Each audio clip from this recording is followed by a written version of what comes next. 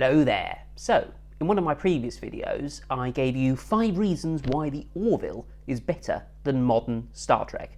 And that video was aimed at Star Trek fans who are disillusioned with Star Trek Picard and Star Trek Discovery. Well, I received largely positive feedback. In fact, I was overwhelmed at the positive feedback I received on that video, and people telling me I would really enjoy Season 2. And in fact, I've started watching Season 2. I'm 5 episodes in. I'm trying to sort of eke it out a bit because I'm well aware that Season 3 hasn't been released yet. So once this is gone, dunno, I guess I'm just going to play Grand Theft Auto all the time. But in amongst all of the positivity, there were a number of sort of very critical comments, downright stupid and hilarious comments. And I thought I would read some of them out and respond to them, because how else do I get to fill this week's video slot? Incidentally, I hope the camera's working all right, because I've dropped my iPhone and smashed the screen, and it's just, there's a fine line just going past the camera lens, so fingers crossed everything is fine. Anyway, apologies if I look in the wrong place while I'm doing this. I've got a great way of looking like I'm looking past the camera. If you look at anything other than the lens, it looks like you're looking at something else. 2 minutes 30 of waffle. I think and an email. We can probably start the actual video now, can't we? I'm probably not going to mention these people's names because I think they deserve a little bit of anonymity. If I was this much of an idiot on the internet, I'd probably want to be anonymous.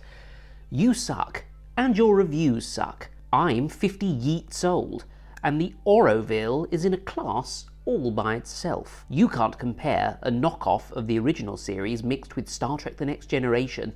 I bet you didn't even have those facts before making the video. I enjoy all of them, new series and old, because you can't compare them.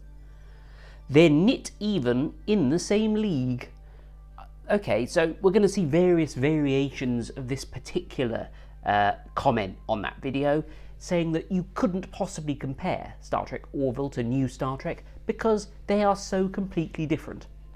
Do you know what?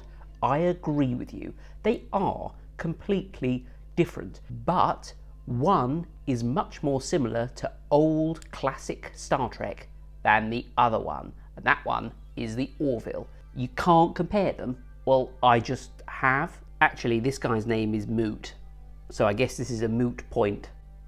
Now, part of the reason maybe that this video did well was that I spammed a lot of social media outlets, the usual Twitter and Facebook, but I joined a number of Facebook groups and posted a link to this video in those groups.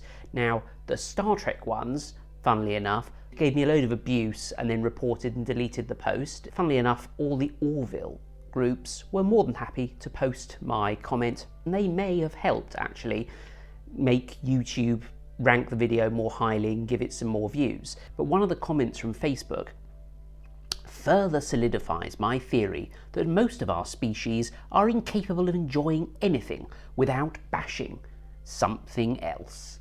I think you may have taken this perhaps a tiny step too far. There is no sort of underlying psychological instability in my brain where I have to hate something if I like something new. Somebody else commented on that actually and said, poor self-esteem. They need others to agree with them so that they feel their opinions have worth. I suppose that's true actually, isn't it? Otherwise, why else would I upload videos to YouTube? Oh well, since you made a video and absolutely nobody ever thought of that, you might be right. Oh, passive-aggressive much. It is a parody, a sci-fi comedy. It is not possible to compare. Yet, I did. Actually, just posting that makes me think you're a troll looking to get a rise out of others. If that was your goal, congratulations, you reached it. If not, I would suggest doing it differently. A bit late now, because I filmed the video, edited it, uploaded it, and got a load of views from it. So personally, I would do why Star Trek fans would like the Orville. It never really works well to insult people you're trying to get a message out to. You know, I mean, I could have called the video 5 subjective reasons why I personally think that Star Trek, Discovery and Picard are not the same as previous Star Trek, but arguably as good but in a completely different way. But the Orville is more similar to old Star Trek, and I like it more, subjectively again, compared to new Star Trek. But there is a character limit. He must work in media. No. Pig's arse? Is he saying that Picard is pig's arse, or the Orville? It's me, isn't it? Let's be brutally honest. I feel like this video could have been 12 hours long.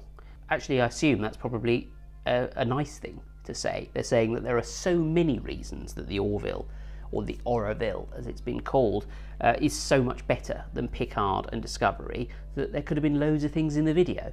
Either that, or he thinks that I bleat on a lot and, you know, it really nearly could have been 12 hours long. Take a shot every time he adjusts his glasses. Great points, by the way. I was really impressed with this show. Completely took me by surprise that it wasn't just a pure spoof series, but its own serious show. Thank you very much for an actual sensible comment. You are a jackass. I don't actually know what a jackass is, but I guess it's not a very nice person. And there's this kind of alien face, or is that a skull face? That's a skull face. It's a bit threatening, actually, isn't it? What utter crap. But you're entitled to your opinion. A very fair and balanced thing to say. So thank you for that. Will the Orville have the opportunity to meet a brother ship called the Wilbur? I think this would be the right thing to do. The first manned flight was by the Wright brothers, Orville and Wilbur. You've just basically told us probably why the Orville is called the Orville.